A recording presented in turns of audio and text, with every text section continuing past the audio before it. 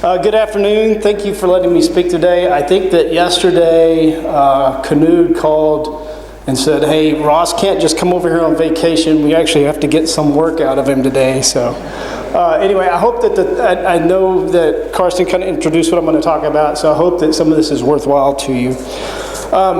As Karsten mentioned, or I think he mentioned, I'm a vicar at St. Paul in Austin. And I kind of explained what the duties of a vicar are. Pastor Wolfmueller said it's to be a slave for the pastor. I have to keep correcting him about that. But essentially what I do is I assist the pastor with the conduct of divine service. So I assist with communion. I do some of the lectionary readings during the service. What else? I teach youth catechism class now. And we do that both on Sunday and Wednesday nights. The program that I am in is kind of a unique seminary program. I don't attend in a resident seminary. I do everything through distance learning under Pastor Wolfmueller's supervision, but more than that, his mentorship. It's a 4-year program. I'm about a third of the way through it. I will be eligible to ordain in about a year or so, but then I still have to continue 2 more years of class. I'm actually, he mentioned I'm in the military. I will be retiring from the military this fall, and so I think as soon as April, I will be actually working full-time for the church. He said a little bit about me, my Baptist background, so I want to kind of talk about what that was like and really what the takeaway is in terms of what is different for me now today as a Lutheran. I don't know how many of you are familiar with the Southern Baptist denomination of the United States. It's the biggest Baptist denomination. It's one of the bigger evangelical denominations. And when they say Southern, that's because it really was kind of formed through the southern part of the United States into Texas. And it's probably, when I was growing up many years ago, it was probably the predominant evangelical denomination in the South. Kind of my opinion of what some of the tenets of the Baptist faith are, and you'll see as I talk about this, they don't have a lot of, I won't say they don't have a lot of doctrine, but they're not confessional like we are. One of the things is that you must have a personal relationship with Jesus. You may have heard people talk about this, that you have to make a decision to be saved. There's this notion of the age of accountability, that children are basically not accountable for their sins until they're old enough to understand right from wrong. They do actually confess the Trinity, so that is in the Southern Baptist doctrine. They confess the inerrancy, the accuracy of the Bible. However, they have no sacraments, and I'll talk about that a little bit, what is different about the Lord's Supper and baptism for Baptists and Lutherans. They don't use creeds. As a matter of fact, their creed is, we have no creeds. And then they don't even, it seems like a simple thing, but they don't even really utilize the Lord's Prayer as a common prayer. I grew up in the Baptist church. My father was a Baptist deacon, which is like not a lay minister, but a lay, assistant in the congregation. He taught Sunday school, he led some of the music sometimes. So we went Sunday morning, Sunday night, Wednesday night, and any other time the door was open. So we were there quite a bit. I was baptized at the age of 6, and the reason why I was baptized at that age and not as an infant is, again, the Baptists do not recognize baptism as a sacrament. They don't believe that it's necessary for salvation, and it only comes after your decision to accept Christ. And even then, it's more of it's a symbol of obedience, and sometimes it's just mainly to be a member of the particular church you're joining. But I was baptized in the name of the Father, Son, and Holy Spirit, and so the Lutheran Church recognizes my baptism as valid because it was done that way. Pastor Wolfmueller mentioned this earlier, and I didn't really think about this until maybe a couple of years ago. He was talking about how the Old Testament has gospel in it. And I think there was no real focus on catechesis for young kids my age when I grew up in the church. So everything in the Old Testament was basically, it was kind of historical, or it was a narrative, or really you needed to just be familiar with the things that happened. Like Moses had been spoken to through the burning bush, Joseph had this coat of many colors, the flood, all those things. But there really was never a tie from the Old Testament into the New Testament. Again, no catechesis. I'm going to talk about this in a minute when I talk about how I became Lutheran, but the notion of confession and confessing your sins, I never remembered that ever being talked about in the Baptist church. But you may have heard the term revival. Maybe it's a kind of a phenomenon in the evangelical churches in the United States, where every so often we need to have this big meeting, and we make everything emotional, and we get everybody all worked up, and we begin to feel sorry for our sins, and so we're going to start all over again. And we're going to rededicate our lives to Jesus. And I went through several iterations of that as a youth, and it lasted a couple months, and then I was back to being the same old kid I was again. There's also this cliche we use, you've heard it maybe, once saved, always saved, and that you cannot lose your salvation. But again, it's because you made the decision to do so. My father, I guess when I was about 14 or 15 years old, was diagnosed with multiple sclerosis. I don't know if you all know exactly what that is, but it's a neurological disorder. He had a particularly bad case of it, so he got eventually to the point where he couldn't talk. He had to use a wheelchair, pretty much just debilitated. He wound up, during this time I started kind of drifting away from church a little bit. I was old enough to drive, and so I didn't have to drive to church if I didn't want to. And my mom, admittedly I kind of took advantage of the situation of my father being sick. But anyway, I kind of drifted away from the church. My father died when I was 18. So that was pretty traumatic, and it kind of just exacerbated, kind of made worse the situation that I was in. I got married, I think about 3 years later, and by this time my mom had remarried a gentleman whose wife had died from cancer. He was an LCMS Lutheran, so my mom married him, and she became Lutheran. A little while later, my wife developed she got this viral infection. I don't know if you've heard of Guillain-Barré syndrome. It's a viral infection that can cause temporary paralysis. It sounds a lot like COVID in many ways. They don't know where it comes from. It's just floating around in the air and you happen to catch it. But she caught this, and it took probably 2 weeks for them to diagnose what she actually had. So to the point that she was not paralyzed, but she wasn't moving around very well, couldn't walk very well. And so she was in the hospital in a city north of where we lived. And we were there in the room. Again, really, we weren't going to church. We didn't have a home church between us. She was also Baptist. And my parents were there visiting us, and their pastor happened to show up because he was in the hospital visiting somebody else, and he saw my parents. "Oh, why are you here?" And so they told him, and he said, "Well, do you mind if I come in and pray?" So he came in the room, introduced each other, and then he began to pray, and so he prayed for her and all this. And somebody could accuse me of being an enthusiast here, but I felt this kind of peace come over me that I just had never felt before. And I'm convinced it was the Holy Spirit working in me in some manner. And shortly thereafter, my wife she wasn't healed, but she got better. We started going to church with my parents, which kind of alienated me from my grandmother for a little bit. But we started going to church, and then we decided, this is kind of starting to make sense to us now, So we decided that we would attend adult instruction. So basically catechesis for adults. This is when I realized that the differences in the Baptist Christian faith, the Baptist tradition, and Lutheran tradition, I really quickly realized the gifts that I was missing out on through the sacraments, that the Lord's Supper gives grace through the supper. that baptism gives grace through the word and water. And these things were completely missing in the Baptist church. They were just symbols of something, that was not to be necessarily revered or held to.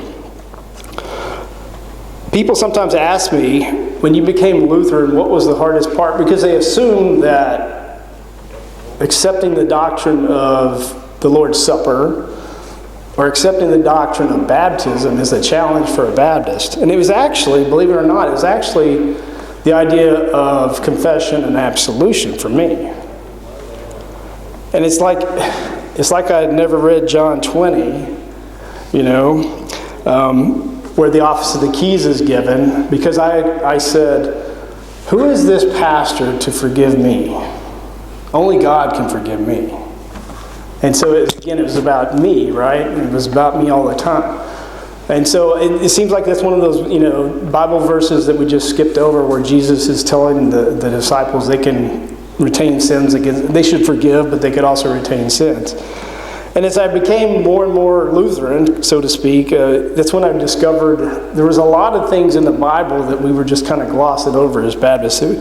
Never mind the part about the Lord's Supper and what it does for you and can do to you if you're not receiving it in the right manner. I think another part that kind of struck me later was the doctrine of sanctification, that you continue to grow in your faith. The Holy Spirit continues to bring you into faith. And I know now that's what I was really missing when I wasn't at church. I thought I was saved. Once saved, always saved again, right? That's the way I looked at it. But it's not till I became Lutheran and really started attending church that I understood why I was attending church and what it was actually doing for me through sanctification. So there's this, pastor talked about kind of the spectrum of faith, that you can go from despair to the other end. And I think that's kind of where I was before I became Lutheran. And I would call it arrogance more than anything, in that it makes me think of the parable of the Pharisee in the temple with the tax collector when he says, oh God, thank you that I'm not like this guy over here. And that's kind of how I saw it as myself. I've made this decision. I don't need to go to church because me and God have got this agreement between us, right? And in fact, as I've become Lutheran, I've realized that a lot of this is legalism, or it's law-based. That you wouldn't think so with the Baptists. Again, not thinking about the Old Testament in terms of anything other than historical, but it is law. How good of a person can I be? How pious can I be? And those kinds of things. So really, the thing I want to leave you with on that section is that I'm just so happy that I'm Lutheran, that I now have this confidence through my salvation because of the grace of Jesus Christ and His atoning sacrifice, and not anything I have done to achieve it. And so Ephesians 2:8 has become one of my favorite verses for this. And it says, "For by grace you have been saved by faith, and this is not of your own doing. It is the gift of God." And so I'm very thankful for this gift. And I'm just so happy to be Lutheran now. I've almost been Lutheran as long as I was Baptist. A couple more years and I've gone over the top. So, okay, I think Karsten was talking about I'm transitioning out of the military here soon, and kind of what does that look like, and how does somebody from the military go to being a pastor?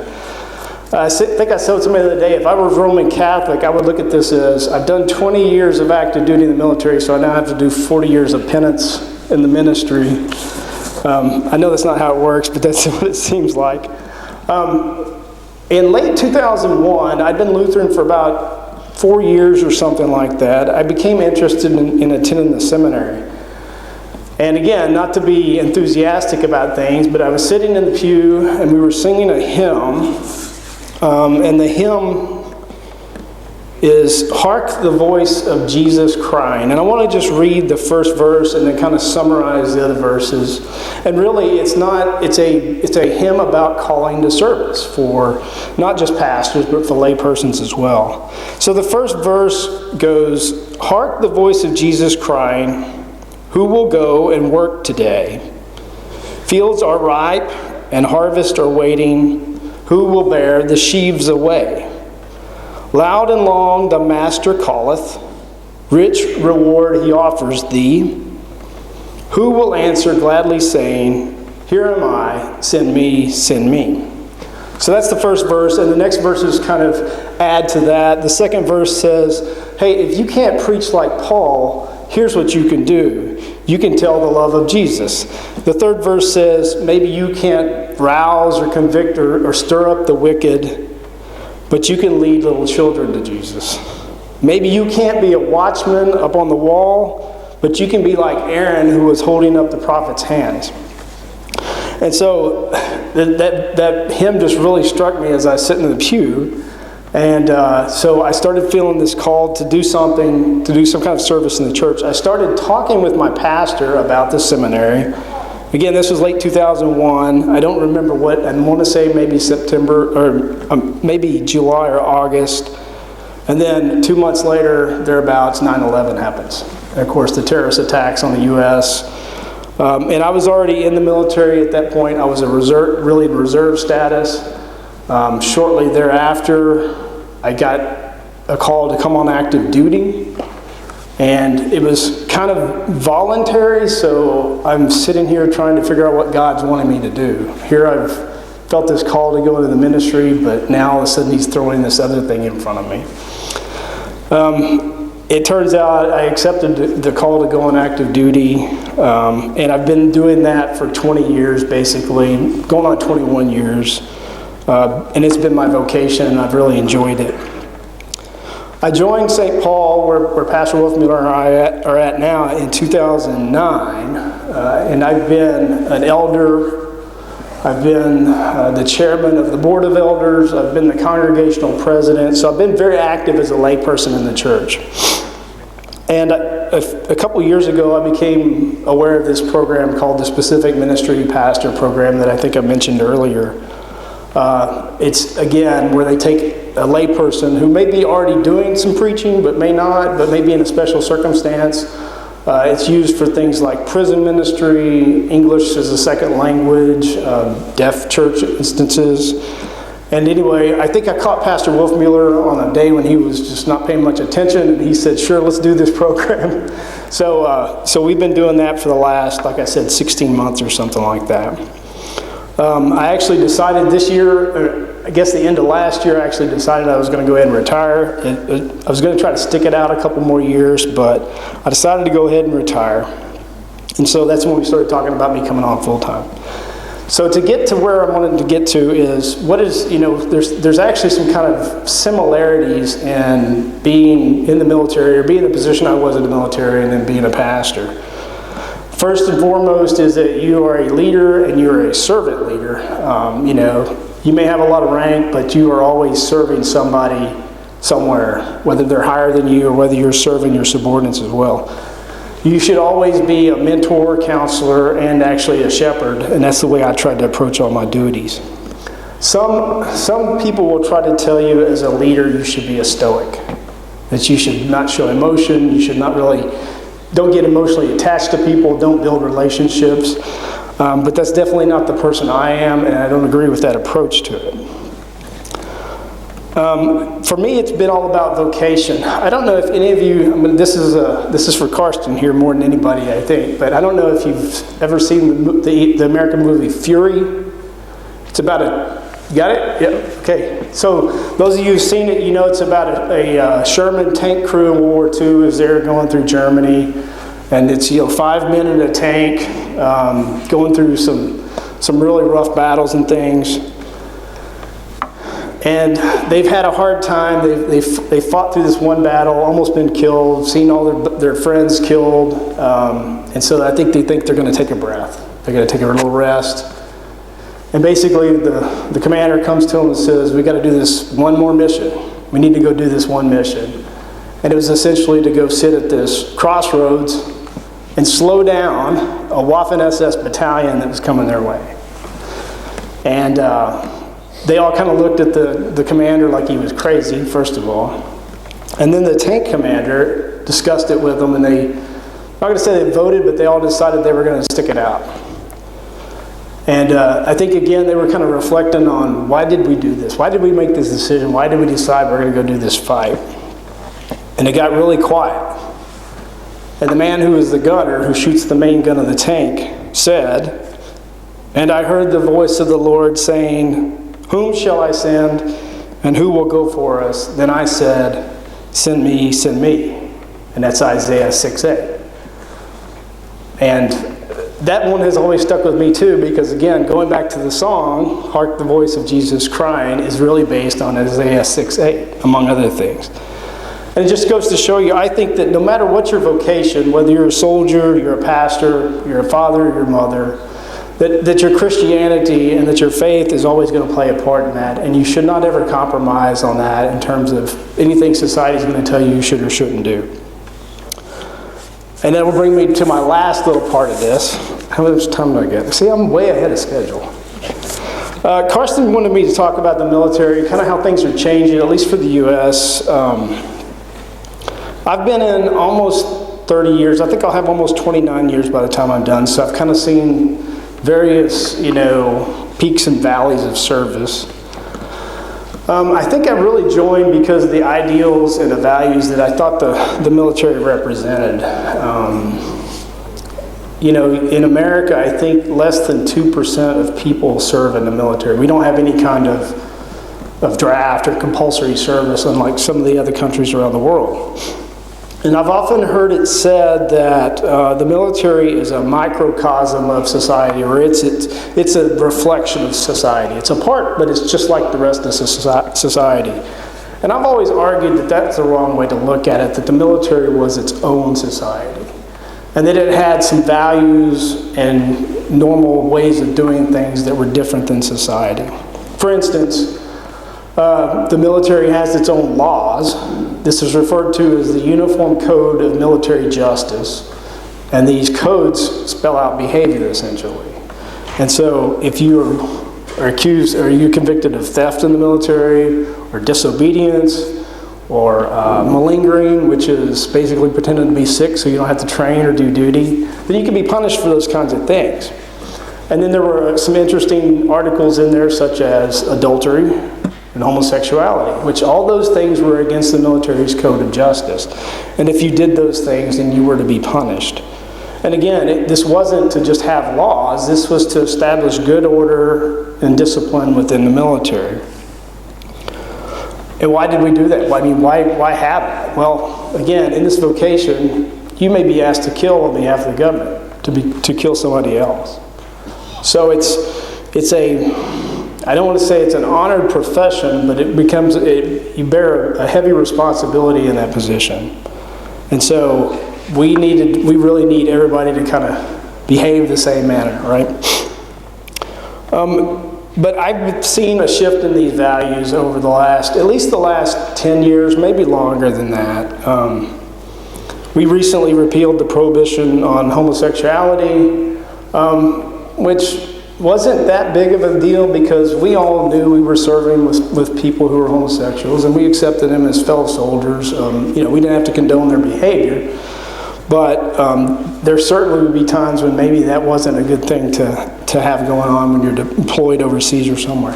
More recently, the transgender phenomenon has happened within the military, so much so that the military is actually paying for some of the procedures to be done.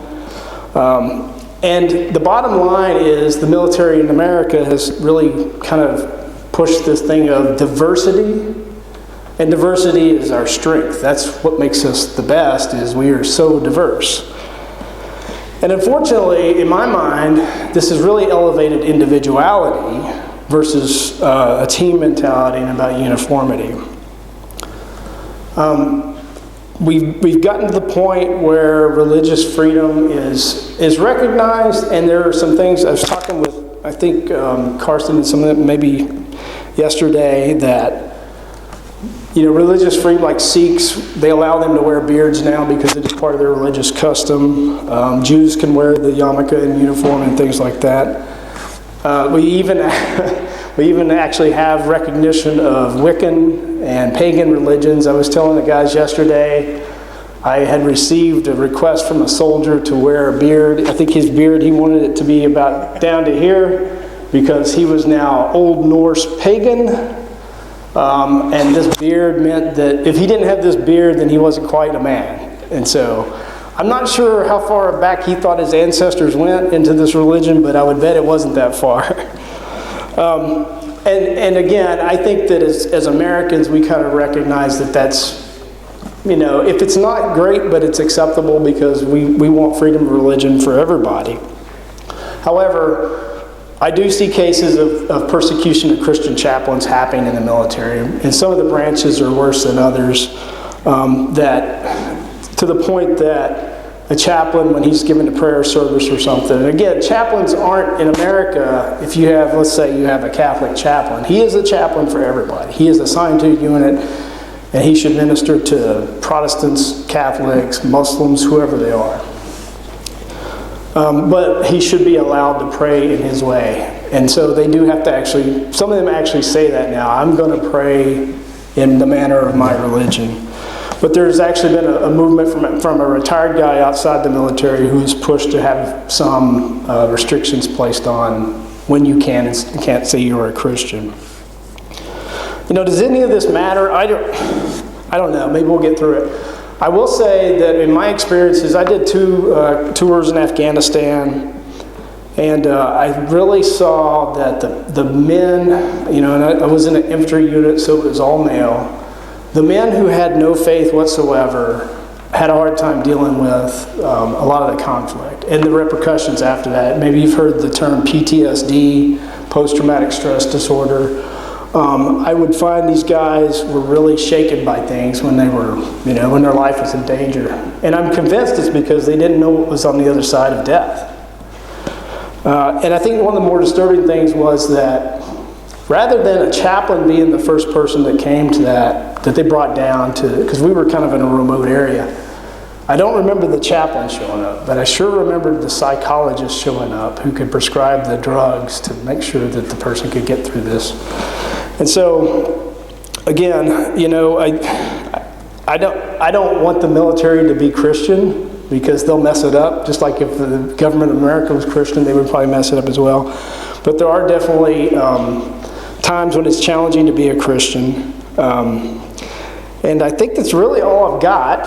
And I think I'm probably about 10 minutes ahead of schedule, but I'll be glad to answer any questions you've got, if there are any.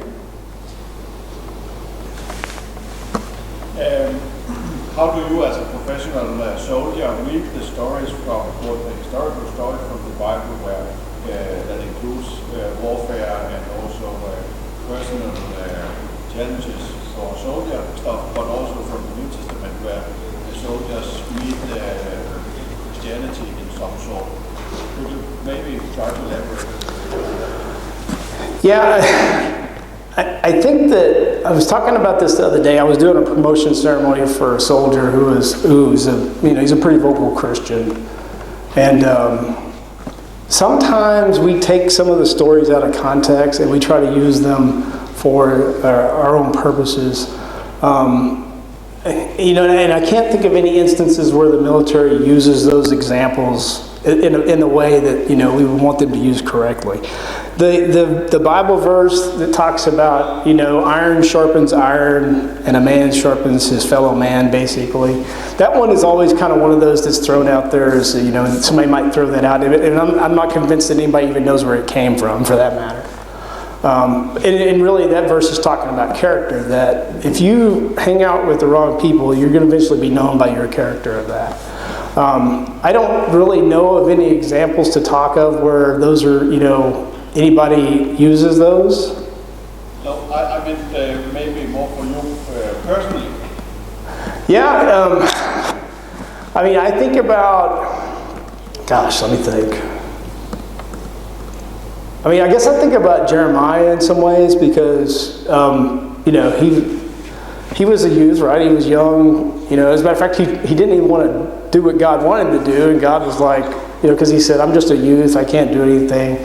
And so I think for me, that's probably the one where I'm like, I know my own faults, just like he knew his faults, Moses knew his faults. Moses went to God, God came to Moses and said, you're going to go back to Egypt and lead these guys out. And Moses was like, I don't speak good, all this other stuff. And that's what the verse I talked about earlier was, holding up the prophet's hands that Aaron did. I think that, yeah, I think that there's some of those examples in the Old Testament that are good to use as long as you're not, being, I don't want to say militant about it, but that understanding what the role of leadership and what the cost of leadership is. That with that comes humbleness too. You need to be humble. So I know I probably did a horrible job of answering that question. Anybody else? Yes. Well, we have many political parties in Denmark, and sometimes I think about the Christians in the United States. You have two, whether it's President Cholera or whatever. I mean, is it hard for a Christian in the United States, in your opinion, to find a way with all this fight from them? You mean between political parties? Yeah. I don't know. I mean, the longer I'm Lutheran, the more I become, I don't want to say less political, but I recognize that the world is what it is. And we dealt with this a couple of weeks ago. We did the March for Life in Austin, against Roe versus Wade decision in Austin. And some people even from our congregation are like, you guys are getting too political. But we know that's not it's only a political issue because somebody in the secular world made it a political issue. But I do find that the longer I'm Lutheran, the less I get political, and the more I'm like, the world is going to be what it is, and all we can continue to do is preach the gospel to them, right? So, that being said, do more people kind of tend to the right in the Christian world? I would say for sure. But again, I think the problem becomes, just as people on the left side of politics in the United States become so secular that the government becomes their God, that can even happen on the right-hand side too, in that we were talking the other day about church and state, and, again, I don't really want the U.S. government in charge of my church. I don't want them to be the one who decides what it means to be a Lutheran. Anybody else? Okay. Did I get there, Karsten? Almost? Because I heard that Wolfmuller, he wanted some more time. Oh, thank you very much for having us. Thank you.